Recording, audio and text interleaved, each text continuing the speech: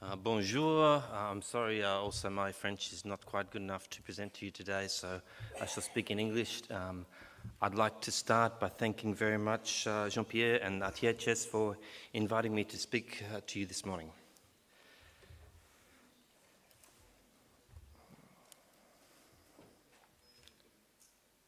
So I'm going to talk to you a little bit about methadone and buprénorphine treatment in Australia to explain the context for some of the studies I'll then talk about. I'll briefly talk about the effectiveness of methadone and buprénorphine treatment and then talk to you specifically about some studies with regards to mortality in treatment, causes of death, diversion of medication, and what happens if you don't provide treatment.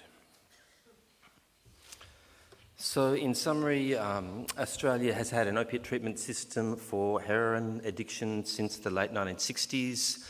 Methadone was commenced in 1969, buprénorphine in the year 2000, and buprénorphine naloxone has been adopted since 2006 in the version of the film since 2011. Specifically, treatment was expanded to prevent HIV infection, and you can see through the mid-1980s onwards, the number of people in treatment expanded quite rapidly. The most of that expansion was through general practice treatment. It was not through specialist clinics. So both methadone and buprénorphine in Australia are delivered together, either in a specialist clinic situation or with a general practitioner and a patient attending a community pharmacy. And the general practice setting is responsible for around about 80% of all treatment. Treatment is relatively accessible across the country and relatively affordable. The costs to the patient are the equivalent of around about €1,500 per patient per year. And this is a fee they have to pay to the chemist to receive their medication.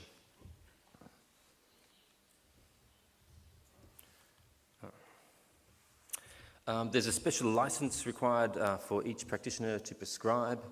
The medication is a choice of the patient and the doctor together, and approximately 2/3 of patients are on methadone and 1/3 on buprénorphine. The medication is dispensed in a supervised setting for most patients, but not for all doses.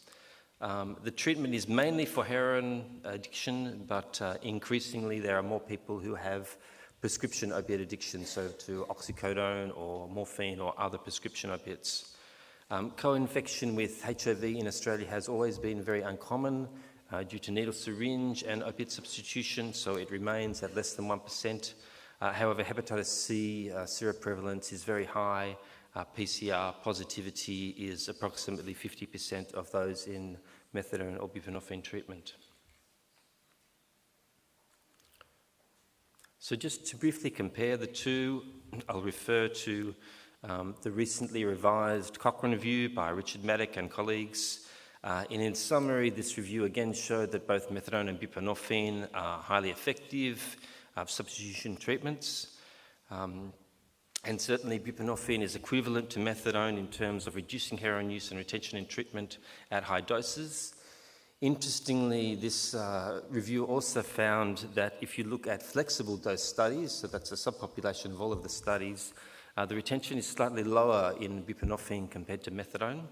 And there are several possible theories for this. It may be due to the low average dose in these studies, so the mean dose was approximately 11 milligrams of buprénorphine. It may be that induction onto buprénorphine was too slow. And it may be a property of buprénorphine that it is an easier medication for a patient to cease compared to methadone. So I'm now going to talk to you about several data linkage studies, and I'll just briefly describe them so they make some sense. They're all retrospective design. They use large administrative data sets. So for example, it's possible to look at all the licenses for all of the doctors and to get a record of each patient who's been in treatment. And therefore explore some issues of methadone and buprénorphine. It's possible then to link them to other data sets like data sets of reported deaths. The advantages of these sorts of studies are that you can explore uncommon events that you normally don't see in the period of a randomized control trial, such as death. So you have some greater statistical power. However, the disadvantage is, of course, there's an opportunity for bias inherent in this design. So the first study has just recently been published by Joe Kimber and colleagues. It's a retrospective cohort that covers 10 years of approximately 32,000 patients on methadone and buprenorphine in one region of Australia, New South Wales. It's the state with the biggest population, about a third of the population of all of Australia. And it included 190,000 patient years of follow-up over this 10-year period. And I'm going to talk about crude mortality rates. So you can see over this 10-year period, there were 1,600 deaths, 3/4 men, 1/4 women died during this time, and the number of deaths increased with the age of the patients. If we then look at the time period of the death, you can see that in the first 4 weeks of treatment, there were 4 methadone deaths, but no buprenorphine deaths. Very importantly, patients who'd been on buprenorphine first and then did a switch to methadone, there were no deaths.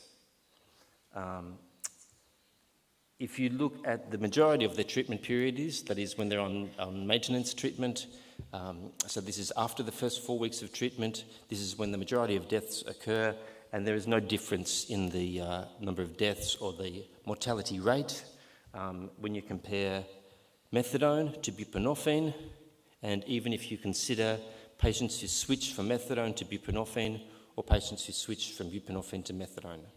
So no difference between methadone and buprenorphine in the mortality rates, and no difference if they make a switch during this treatment. So the implications from this is, and we have seen this before in a number of studies, that the first 4 weeks of methadone is a risk, and it's of course important clinically to be cautious in inducting patients onto methadone.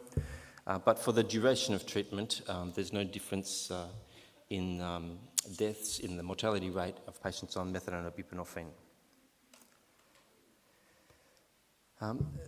This study, the same study also looked at mortality after treatment, and again this has been seen previously. So if you look at the first 2 weeks after treatment, and this is the darker bar here, the mortality rate is increased compared to a longer period after treatment.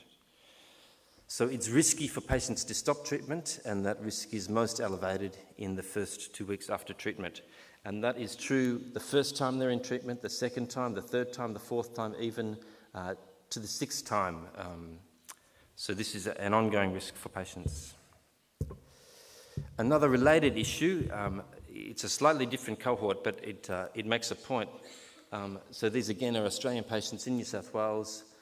People come in and out of treatment, and come in and out of treatment quite regularly. So this is the cumulative number of patients in treatment, and you can see the bottom line here, new patients to treatment each year is actually uncommon. It's only about 1,000 new patients each year. What is happening, and the increase in patients over the treatment period, is that people are stopping treatment and re-entering treatment, stopping treatment and re-entering treatment. So I'm now going to show another cohort study from the same group. Louisa Degenhard led this study. This is now 20 years of a study period from 1985 to 2005 of approximately 44,000 patients on methadone and buprenorphine. It's over 400,000 patient years, including a median of 8.7 years of follow-up, and this explored 3,600 deaths. So you can see the commonest cause of death of these patients is accidental opioid-related overdose, followed by also other drugs. Suicide is the next single biggest cause of death, so 13% of deaths were from suicide, and liver-related deaths were also common at 7%. So over half from opiate overdose deaths. On exploring these deaths in more detail, so the definition of an avoidable death is one where a medical intervention could have prevented the death, and you can see that nearly 90% of these deaths are considered avoidable. The years of potential life lost was 44 years per patient. So mortality in this cohort of patients on methadone and buprenorphine is very significant. And despite what we think in Australia is relatively good access to treatment, still there's a considerable number of lives lost. The next study I'll talk about looks at retention in treatment.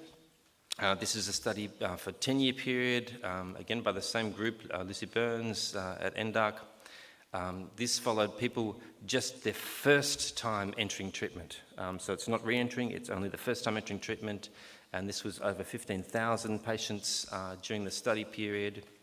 54% on methadone and 46% on buprenorphine.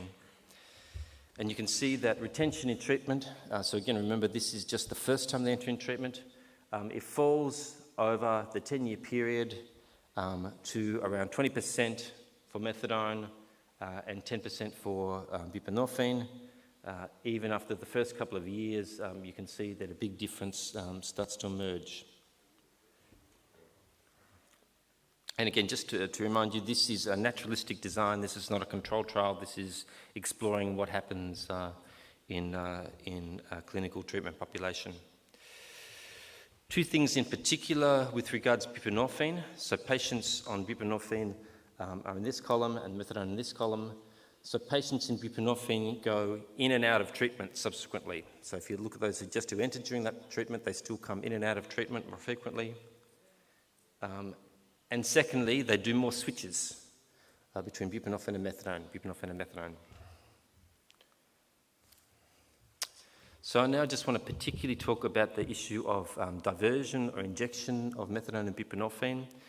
This study looks at multiple data sources, including data on sales of methadone and buprenorphine, surveys with people who inject drugs who are not in treatment, and patients who are also on methadone and buprenorphine. And it estimates the prevalence of injecting and diversion of medication, adjusting for availability of the methadone and the buprenorphine.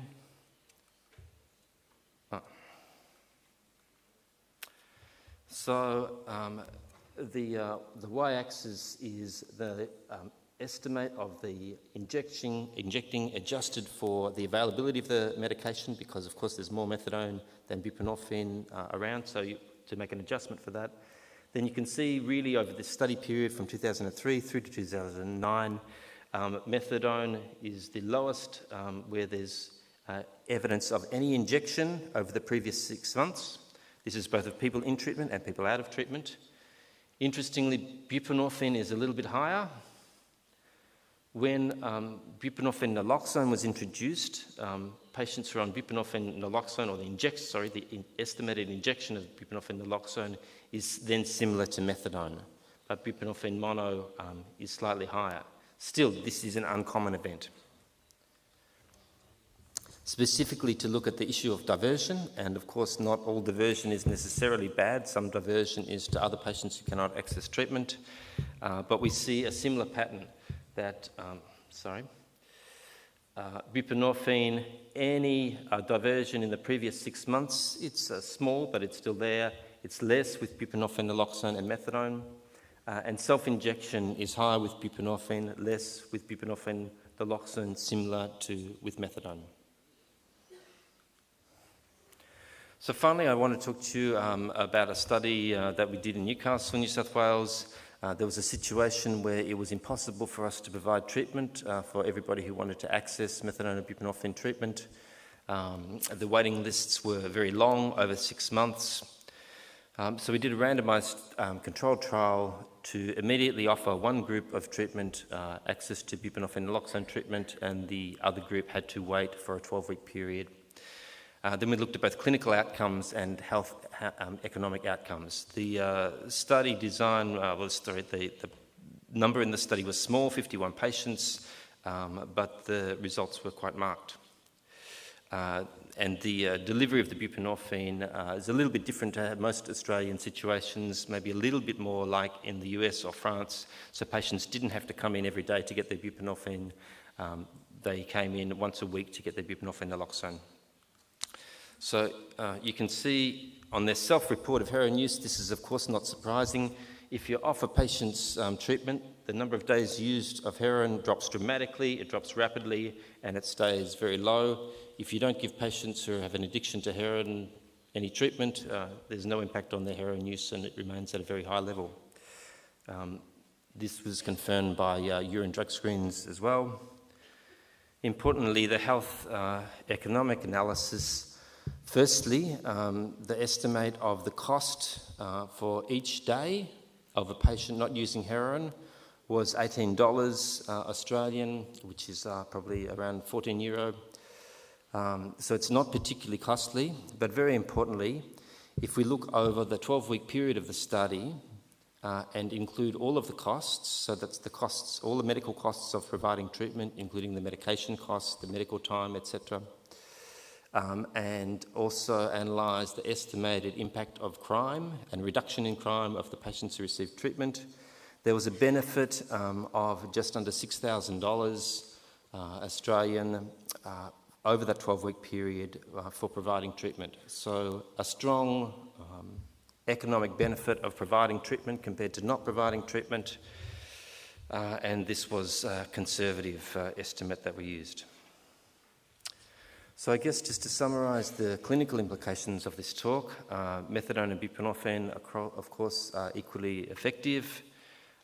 There are some risks of methadone induction, and this is pertinent in France, especially in a general practice setting. There's importance in adequately training methadone prescribers to ensure that methadone doses aren't escalated too quickly and that the patient is reviewed regularly. Preventable deaths in patients on methadone and buprenorphine are very common, especially preventable overdose, suicide, and liver-related causes. Of course, we have interventions for many of these issues, but the problem is getting the intervention to the patient in the right supply. So naloxone, of course, is a very effective strategy, as well as patients being on methadone and buprenorphine, but access to naloxone is important. Adequate management of depression for patients who enroll in treatment is important.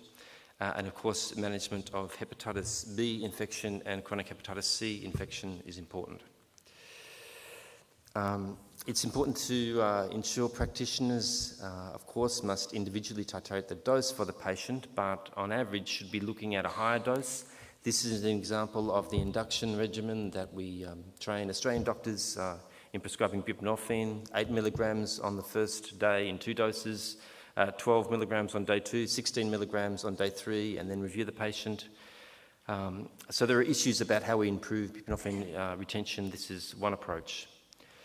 With buprenorphine naloxone in Australia, we've seen less injection and diversion compared to buprenorphine mono or methadone treatment. Patient choice of treatment, of course, remains important because it's one of the factors in motivating patients to receive treatment. And of course, finally, not providing treatment is very expensive for the community, but also very dangerous for the patient. I'd like to acknowledge my many collaborators and thank you very much for asking me to speak to you this morning.